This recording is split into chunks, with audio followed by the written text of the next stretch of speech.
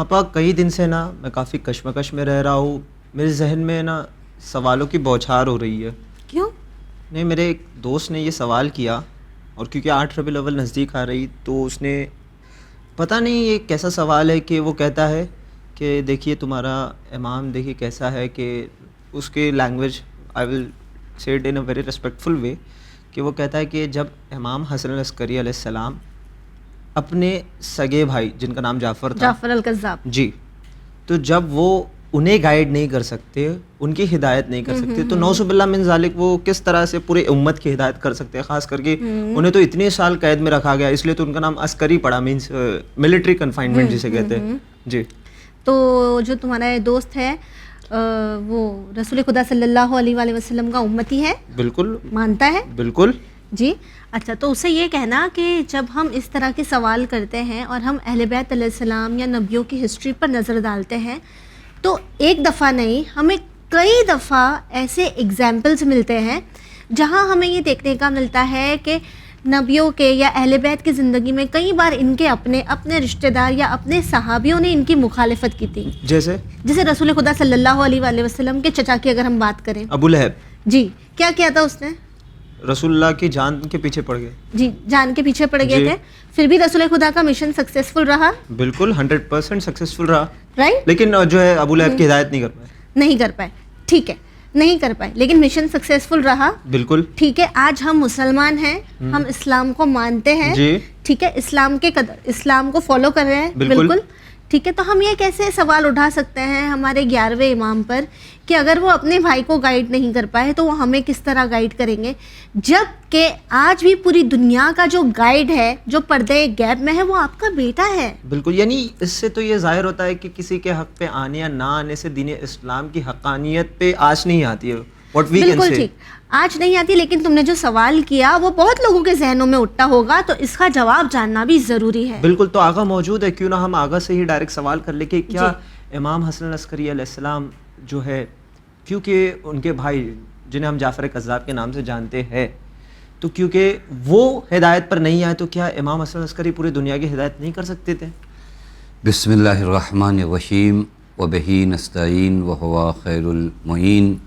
سب سے پہلے ہم امام کی شہادت کے موقع پر امام زمان عجل اللہ تعالیٰ فرجہ الشریف کی خدمت میں تسلیت اور تعزیت پیش کرتا ہوں. سوال بہت اچھا ہے کہ اگر اس طرح کوئی سوال کرے کہ جس ذات نے اپنے بھائی کو ہدایت نہیں دی وہ کیسے پورے عالم کے لیے ہادی بن سکتا ہے. یہ ظاہراً کسی کو بہکانے کے لیے اچھا سوال ہے، کسی کے ذہن میں ڈاؤٹ ڈالنے کے لیے اچھا سوال ہے، لیکن میں آپ کی خدمت میں جیسا کہ آپ نے بھی کہا کہ نبی اکرم صلی اللہ علیہ وآلہ وسلم نے کوئی کمی نہیں رکھی، لیکن اس کے باوجود کچھ لوگ ہدایت پہ نہیں ہیں، حتیٰ نبی کے رشتہ دار نہیں ہیں. اور قرآن نے نبی کی تسلی بھی کی. نبی کو قرآن کہتا طٰہٰ ما انزلنا علیک القرآن لتشقیٰ، میرے نبی ہم نے یہ قرآن آپ پر اس لیے نہیں نازل کیا کہ آپ مشقت میں آ جاؤ، آپ تکلیف میں آ جاؤ. آپ جا کر اس آیہ کریمہ کے پس منظر کو دیکھیے، شان نزول کو دیکھیے کہ نبی اکرم جب تبلیغ کر کے آتے تھے، لوگوں کو راہ ہدایت بتا کر آتے تھے اور لوگ ایمان نہیں لاتے تھے تو نبی کو تکلیف ہوتی تھی. بالکل. تو نبی رات بھر پنجے کے بل کھڑے ہو کر نمازیں پڑھا کرتے تھے تاکہ امت ایمان لے آئے. اس کو قرآن کہتا ہے نہیں، یہ قرآن اس وجہ سے تھوڑی نہیں نازل ہوا ہے کہ آپ تکلیف میں آ جاؤ، آپ مشقت میں آ جاؤ. ایک لہجہ ہے قرآن کا، وہ یہ کہ آپ کا کام تبلیغ کرنا ہے، آپ کا کام دین پہنچانا ہے. طے یہ ہے ہی نہیں کہ کسی کو کھینچ کر لے جانا ہے. زبردست. تو جو احسن یہاں پر غور کرنے کا مقام ہے.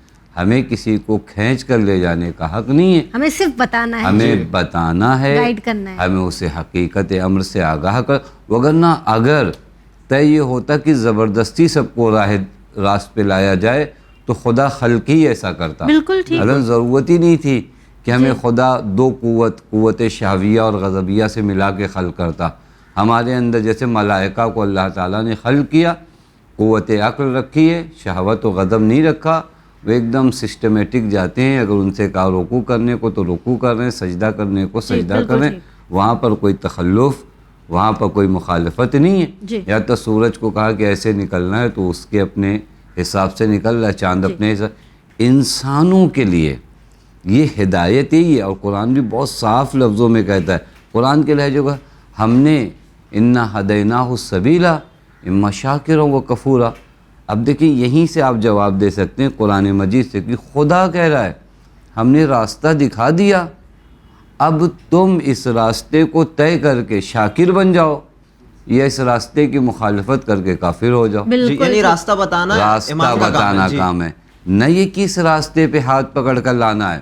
تو جو فرما رہے ہیں یہ ایک جواب. دوسرا اہم جواب جی جو میں عرض کروں وہ یہ کہ کوئی بیج کتنی بھی قیمتی ہو اور کتنی بھی اچھی کوالٹی کی ہو، وہ بیج جو ہم کسان وغیرہ استعمال کرتے ہیں، ہائی کوالٹی کی بیج لے کر آئے اور ایک ایسی زمین پر رکھے جس زمین کے اندر صلاحیت نہیں ہو، بنجر ہو، جی تو بیج میں پرابلم نہیں ہوگا. زمین کا مسئلہ ہے. آپ کہیں گے زمین پہ، مثلا میں مثال دوں، پتھر پہ میں ایک بیج لے کے آؤں اور میں زمین پہ اس بیج کو بونے کے بجائے کہاں بوؤں؟ پتھر پہ. ہوگا کیا؟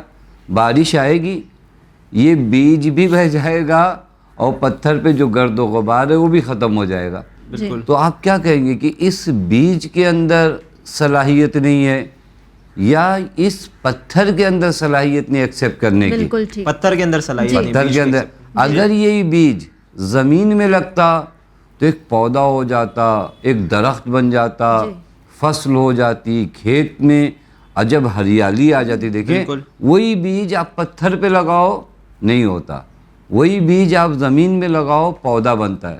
تو اب کیا کہا جائے گا کہ بیج پرابلم ہے؟ نہیں، بیج میں کوئی پرابلم نہیں ہے، اس زمین کے اندر جی صلاحیت ہونی چاہیے.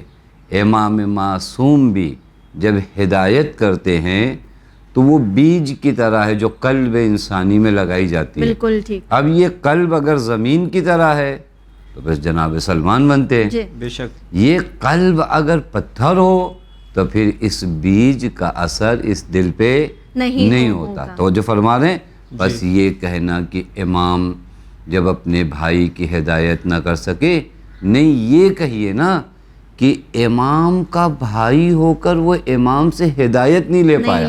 جی یعنی پرسپیکٹیو کو چینج کرنا پڑے گا. وہ کتنا بدبخت رہا ہوگا. میں آپ کو مثال دوں، ایک آدمی دریا کے کنارے بیٹھے پیاسا مر جائے، آپ کیا کہیں گے کہ ارے یہ دریا کتنا بخیل اور کنجوس ہے، کس نے اس کو پانی نہیں پلایا؟ یا آپ کہیں گے کہ یہ آدمی کتنا بیوقوف ہے کہ جو دریا کے کنارے بیٹھ کر پانی نہیں پی سکا. سوال کو آپ بدلیے. جی آج دریا پہ الزام نہیں لگایا جائے گا کیونکہ دریا اگر یہ پی لیتا، دریا کا کچھ بگڑنے والا نہیں، اتنا پانی ہے. بالکل. یہاں پر ہر کوئی افسوس یہ کرے گا کہ دریا کے کنارے رہ کر یہ پیاسا مر گیا. تو ہر آدمی اس کی عقل پہ شک کرتا ہے، دریا کے پانی کی روانی پہ شک نہیں کیا جائے. یہی کانسیپٹ ہم امام حسن عسکری کے زمانے میں. جی امام ہدایت کا دریا ہیں. بالکل. ایک آدمی گمراہی کی پیاس میں مر گیا تو اس دریا کی خطا نہیں ہے، وہ جو گمراہی کی پیاس میں مر گیا اس کی بے عقلی ہے کہ دریا کے کنارے رہ کر پیاسا رہ گیا. بالکل ٹھیک. آپ نے بہت ہی بہترین طور پر ایکسپلین کیا مولانا صاحب کہ کس طرح وہ ان کے بھائی ہو کر ان سے ہدایت نہیں لے پائے. جی تو وہیں ہم دیکھتے ہیں کہ اکثر یہ کہا جاتا ہے کہ ہمارے جو 11ویں امام ہیں ان کی زندگی کا ایک بہت لمبا طویل عرصہ ملٹری کنفائنمنٹ میں گزرا. ٹھیک ہے، ان کے جو دشمن تھے انہوں نے بہت کوشش کی کہ ان کی باتیں لوگوں تک نہیں پہنچ پائے. تو پھر وہ اپنے فالوورز سے کمیونیکیٹ کس طرح کرتے تھے تاکہ آج کے دور میں بھی ہمارے امام کسی طرح کے کنفائنمنٹ میں نہیں ہے لیکن ہم سے دور ہے، تو یہ ہمارے لیے ایک مشعل راہ بن سکتا ہے.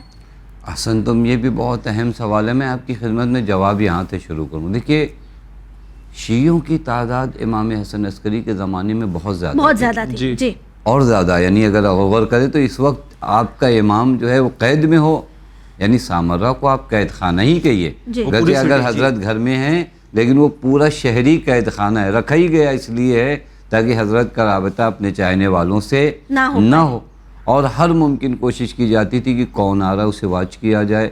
حتیٰ بعض مقامات پر بعض شیعہ بعضوں کو پیسہ دیتے تھے کہ ہمیں امام کے گھر کا پتہ بتاؤ، یعنی حضرت کا گھر بھی لوگوں کو نہیں معلوم تھا کہ کہاں ہے. اس قدر پوزیشن میں رکھا گیا تھا. ایسے مرحلے میں امام نے کس طرح لوگوں کو باقی رکھا، ان کی ہدایت کرتے رہے، اور نہ صرف یہ کہ امام نے معنوی ہدایت کی بلکہ ان میں سے بعض غربا تھے، بعض مساکین تھے، جی ان کا خرچ دینا، بعض ایتام تھے، بعض بیوائیں تھیں، ان کا خیال کرنا ان جبکہ کی آسان نہیں ہوگا، کافی آسان نہیں تھا۔ چیلنجنگ یعنی ہوگا، ہم جی۔ شاید فقط یہ سوچ رہے کہ امام قرآن و حدیث کا درس دینا نہیں، یہ چیریٹی کرنا، جو بہت سے یتیم بھوکے ہیں، امام موجود ہیں تو ان یتیموں کی نسبت امام کو خیال کرنا ہے۔ بے شک امام بعض ان گھروں میں جو لوگ مفلوج ہیں، جو کام نہیں کر سکتے، جو ہینڈی کیپ اگر کہا جائے، ان کی مدد کرنا۔ میں آپ کی خدمت میں عرض کروں، بڑا حسین مرحلہ ہے، کیونکہ ائمہ کبھی بھی کسی بھی حالت میں ہوں، ائمہ کا جو کام ہے ہدایت، اس سے وہ ایک منٹ بھی رکتے نہیں ہیں۔ اس کی قرآن کریم بہت حسین مثال دیتا ہے، وَجَعَلْنَا مِنْهُمْ أَئِمَّةً يَهْدُونَ بِأَمْرِنَا، اور ہم نے جنہیں امام بنایا ہے وہ ہر لمحہ ہدایت کرتے ہیں، بے جی شک پردہ غیب میں ہوں تو بھی ہدایت کرتے ہیں، قید خانے میں ہوں تو بھی ہدایت یعنی کرتے شرط ہیں۔ نہیں ہے یہاں پہ کسی ہاں، چیز کی۔ یہ ہدایت ان کی ذمہ داری ہے۔ ہوتی کس طرح ابھی ہے؟ ہم بتا جی۔ رہے ہیں اس کی سٹائل کیا ہے۔ مثلاً امام حسن عسکری کو قید خانے میں جب رکھا جاتا تھا نا، سب سے زیادہ جو خطرناک شخص ہوتا تھا اسے معین کیا جاتا تھا کہ تم رہو ان کے ساتھ، ان کے ساتھ۔ جی جی اتفاق سے وہی امام پر ایمان لاتا تھا۔ اب یہ شخص جو ایمان لے آیا ہے امام پر، جی جو سب سے غلیظ آدمی، خطرناک آدمی، یہ اب جب باہر جائے گا لوگ کہیں گے کہ اسے بنایا تھا کہ امام کو اذیت پہنچائے، اور یہ امام پر ایمان لے آیا ہے۔ جی اس کو دیکھ کر ہزاروں لوگ خود اس طرح متاثر ہوں گے۔ توجہ فرما کہ لیں، یہ ایسا ہے تو امام یہ کیسا ایسا ہوگا؟ ہے تو جی۔ امام کا، کہ ہم نے تب میں نے کئی جگہ پہ دیکھا بعض ظالموں نے اعتراف کیا کہ ہم کریں تو کریں کیا کریں، امام حسن عسکری کو اذیت دینے کے لیے کس کو بھیجیں؟ جسے بھیجتے ہوں نمازی بن کے نکلتا ہے، پلٹ جاتا ہے، پلٹ جاتا ہے۔ یعنی یہ مرحلہ ہے، دل تبدیل ہو اور جاتا ہے۔ جی جعلنا منہم ائمۃ، لیکن امام نے جو سسٹم بنایا وہ سسٹم میں آپ کی خدمت میں عرض کروں، چونکہ امام کا براہ راست رابطہ تو نہیں تھا۔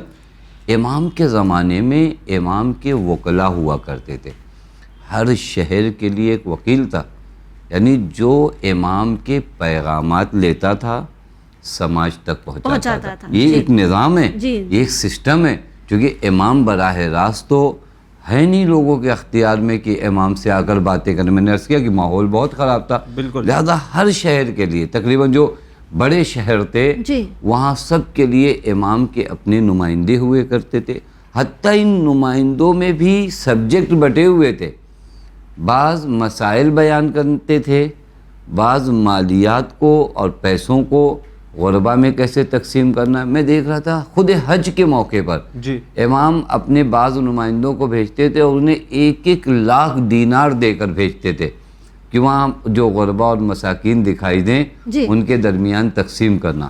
آپ سسٹم دیکھ رہے ہیں، یہ ایک نظام وکالت ہے، جی۔ یہ امام کے زمانے میں بنا نہیں ہے، یہ تو امام موسیٰ کاظم کے زمانے میں تھا، کیونکہ ان کے بھی کنڈیشنز ان کی بھی کنڈیشن وہی تھی۔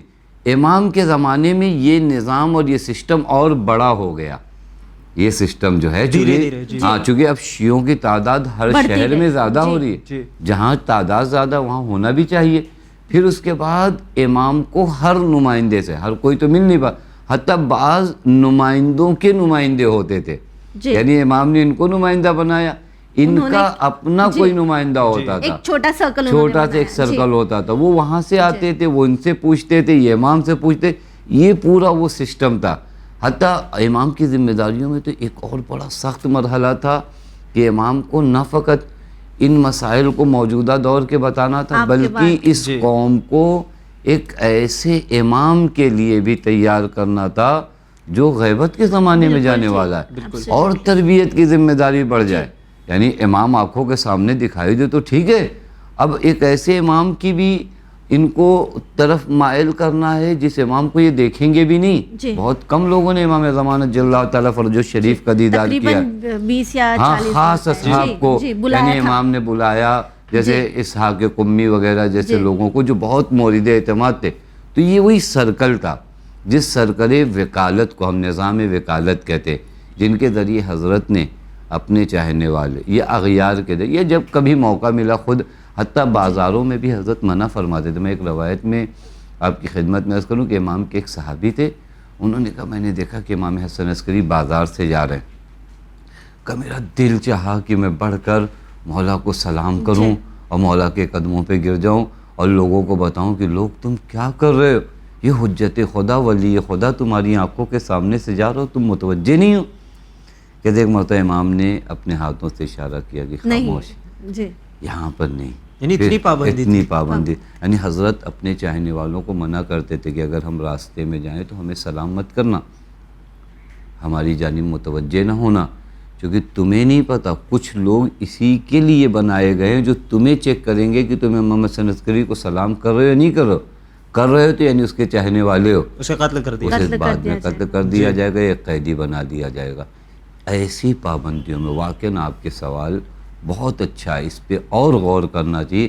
اتنی پابندیوں کے بعد اتنے کثیر تعداد میں چاہنے والوں کو بچانا، ان کے دین کو بچانا، پیغام نئے لوگوں تک جن کے ذہنوں میں کنفیوژن ہے ان کی ہدایت کرنا، مالی مدد کرنا، وکیلوں کے نظام کو صحیح رکھنا، امام زمان کا تعارف کرانا حضرت کی جان بچا کر، یہ ہنر امام حسن عسکری علیہ السلام.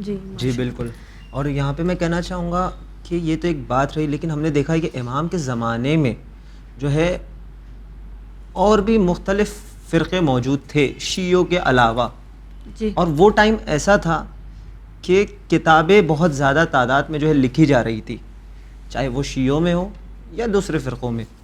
تو سوال یہ ہے کہ ہم نے دیکھا ہے جب تاریخ کا مطالعہ کیا تو جناب محمد ابن اسماعیل بخاری جو مصنف ہے کتاب صحیح بخاری کے، اور جناب محمد ابن اسماعیل حجاج نشاپوری جو مصنف ہے کتاب صحیح مسلم کے، بہت مشہور کتاب ہے. لیکن ایک بات ہم نے نوٹس کی جب ہم اس کا مطالعہ کر رہے تھے، کیونکہ امام حسن العسکری علیہ السلام رسول اللہ کی نسل میں سے ہے، لوگ بخوبی جانتے تھے یہ فرزند رسول ہے، ان کا خون رسول کا خون ہے، اور ان سے زیادہ سچا، ان سے زیادہ متقی، ان سے زیادہ پرہیزگار اس دنیا میں کوئی نہیں ہے. تو سوال یہ اٹھتا ہے جب ہم نے ان دونوں کتابوں کا مطالعہ کیا تو اس میں امام حسن العسکری علیہ السلام کی ایک بھی حدیث موجود نہیں تھی.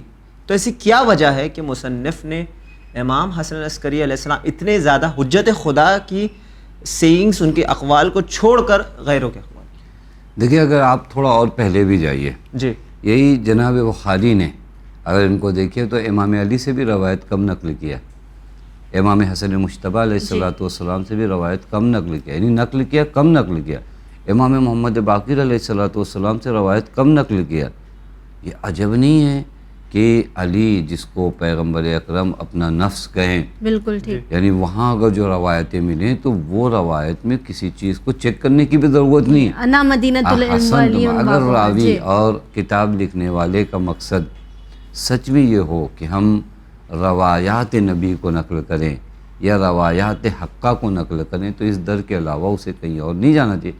بعض اوقات انسان کتاب لکھتا ہے، خدا کے لیے لکھے ایک مرحلہ ہے، ایک اس کے اپنے اغراض و مقاصد ہوتے ہیں، اس بنیاد پہ جب کتاب لکھتا ہے تو ہزاروں معیار اس کے ہوتے ہیں. میں آپ کی خدمت میں عرض کروں یہ دونوں لوگ متوکل کے زمانے میں تھے. جی متوکل کے زمانے میں خود چاہتے بھی اگر کبھی تو، کیونکہ کتاب کو لکھنے میں آپ کو حکومت کی بھی حمایت چاہیے، تو آپ یہ کتاب صرف دین کے لیے نہیں لکھ رہے ہو، آپ متوکل جیسے اگر آپ نے امام حسن عسکری علیہ السلام سے روایات نقل کیا تو ادھر سے متوکل کا بھی خوف ہے، جی ادھر سے آپ کو یہ بھی ہے کہ کہیں متوکل کی جانب سے ہم سے پوچھا نہ جائے کہ ان سے کیوں روایات نقل کرو. تو یہ وہ لوگ تھے، حتیٰ میں نے کئی نام دیکھے جو انہوں نے خوارج اور نواسب سے روایات نقل کیا. جی یعنی ان کے نزدیک تو ابن یعنی بھی جو ہے مجتہد کے لیول کا اکرمہ، ہے. عمران ابن حطان جیسے لوگوں سے جو واقعی جن کو خود علماء اہل سنت بھی قبول نہیں کرتے، جی ان سے بھی روایات نقل کیا. لیکن امام حسن عسکری علیہ السلام سے ایک وہی ہو سکتا ہے وہ تعصب مذہبی ہو، دوسرا احسن تم جی وہی بغض جس کو تعصب مذہبی کہا جاتا ہے کہ نہیں ہم کو نہیں وہ نہیں کرنا ہے، دوسرے وہی متوکل کا خوف کیونکہ ہمیں دربار سے اپنے وظائف بھی معین کرنے ہیں، ہمیں دربار کو بھی خوش کرنا ہے، ہمیں بادشاہ کو بھی ناراض نہیں کرنا ہے۔ یہاں پر آ کر امام حسن عسکری حتیٰ خود صحیح مسلم میں اگر آپ غور کریے، صحیح مسلم میں فضائل اہل بیت ٹھیک ٹھاک ہیں۔ جی میں چیک کر رہا تھا، تقریباً 62 روایتیں 62 روایتیں فضائل و مناقب اہل بیت کی صحیح مسلم میں۔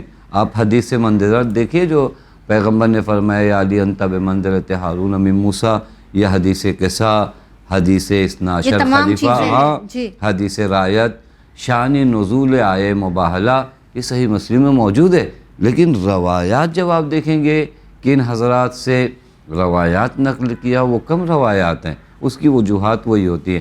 اغراض اور ہدف آپ کے کیا ہوتے ہیں روایت؟ ایک مرتبہ مجھے صحیح روایات کو نقل کرنا ہے تو پھر میں معتبر انسان کو ڈھونڈوں گا۔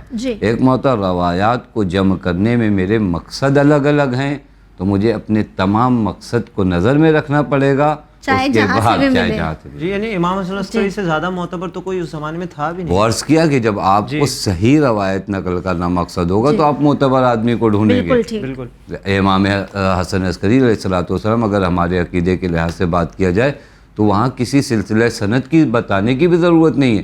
یعنی اگر امام حسن عسکری اپنے زمانے میں کہیں کہ قال رسول اللہ تو ہم نہیں پوچھیں گے مولا آپ سے کس نے نقل کیا ہے، کیونکہ ہم جانتے ہیں کہ یہ عالم علم لدنی ہے، ان سے سند روایت نہیں پوچھے۔ اتنی معتبر جگہ حتی امام باقر علیہ الصلوۃ والسلام کی شہادت ہوئی نا تو کچھ اصحاب آئے اور آنے کے بعد امام صادق کی خدمت میں جب تعزیت پیش کیا تو کہا مولا آج ہمارے درمیان سے وہ ذات گزر گئی، جب وہ قال رسول اللہ کہتی تھی تو کوئی نہیں کہتا تھا کہ آپ کے اور ان کے درمیان اتنا وقفہ ہے، سلسلہ روایت بتاؤ۔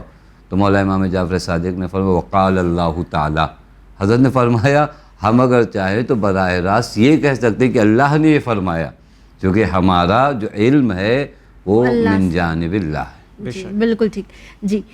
آگا جہاں ہم بات کر رہے ہیں روایتوں کی، حدیثوں کی، تو وہیں بات آتی ہے وہ تفسیر کی جو ہمیں ہمارے 11ویں امام حسن العسکری علیہ السلام کے ذریعے ملی ہے۔ تو یہ جو تفسیر ہے یہ ہمارے لیے کتنی اہمیت رکھتی ہے؟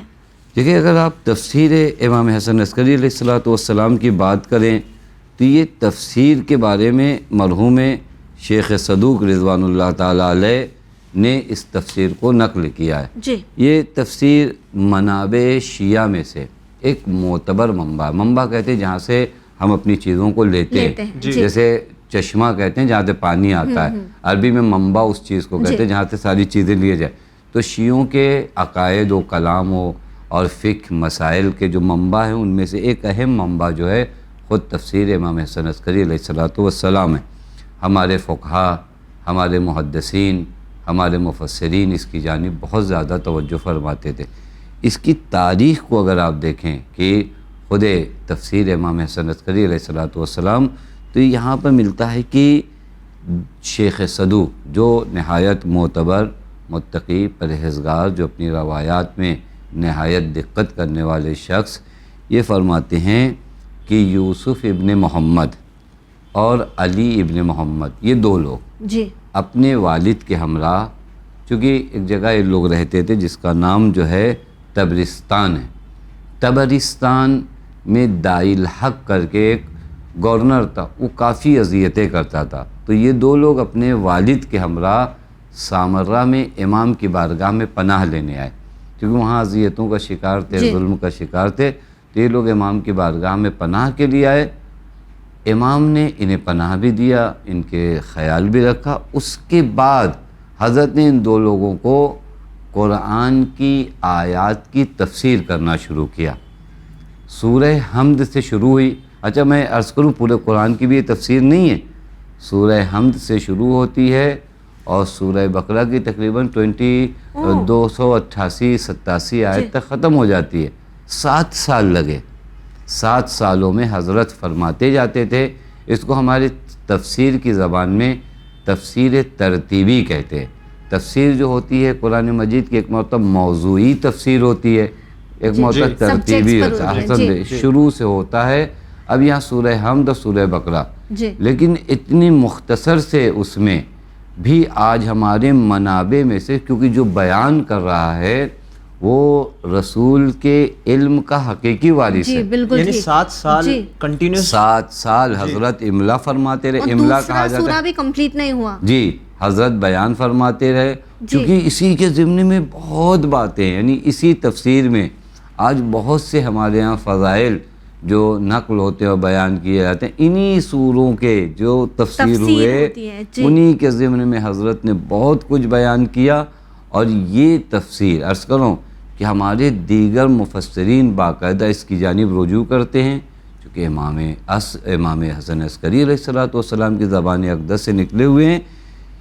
یعنی اگر آپ اس تفسیر جناب امام حسن عسکری علیہ السلام کی بات کریں تو اس تفسیر کے اعتماد کرنے پر مرحوم علامہ مجلسی اول رضوان اللہ تعالیٰ علیہ فرماتے ہیں کہ یہ تفسیر معتبر اس وجہ سے ہے کیونکہ شیخ صدوق رضوان اللہ تعالیٰ علیہ یوں کہیں سے روایت نہیں نقل کرتے.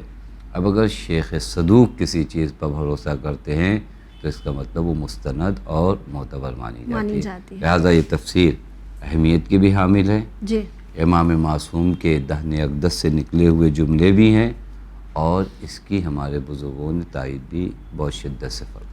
جی بہت بہت شکریہ آغا. بس اب آخر میں یہی کہنا چاہوں گا کہ ایک عرب میں مشہور محاورہ بھی ہے کہ لو کان ادب رجلا فہو شیعی، کہ اگر ادب لٹریچر اگر واقعی کوئی شخص کے روپ میں ہوتا تو واقعی شیعہ ہوتا. تو اگر ہمارے پاس اتنے زیادہ خزانے تفسیر امام حسن عسکری موجود ہے اور اس کا ٹرانسلیشن لٹرلی آج انگلش میں اویلیبل ہے، تو ہمارے ویورز سے ہم کہنا چاہیں گے کہ کیوں آپ اس چیز سے محروم رہے ہو. آپ اب بھی اگر یہ ہم پڑھ لیں تو ہماری زندگی کے کتنے مسائل سالو ہو سکتے.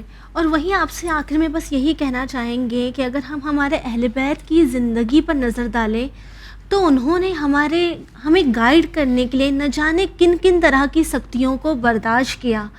اور وہیں آج ہم جو یہ کہتے ہیں دعاؤں میں کہ ہم ہمارے وقت کے امام کا انتظار کر رہے ہیں، تو ایک چھوٹا سا سوال آج ہمیں اور آپ کو اپنے آپ سے کرنا چاہیے کہ ہم ہمارے وقت کے امام کے ساتھ کتنی سختیاں کر رہے ہیں کہ وہ اپنا ظہور نہیں کروا پا رہے ہیں. آج جہاں ہم جانتے ہیں کہ ہمارے 11ویں امام کی شہادت کا دن ہے، اپنے آپ سے وعدہ کریں کہ ہم ان تفسیر کو، ان روایتوں کو پڑھیں، اپنے آپ کو بدلنے کی کوشش کریں تاکہ ہمارے وقت کے امام کا ظہور بھی جلد سے جلد ہو سکے. اسی امید کے ساتھ ہمیں دیجیے اجازت. پر بنے رہیے چینل ون کے ساتھ پیغام انسانیت. شکریہ.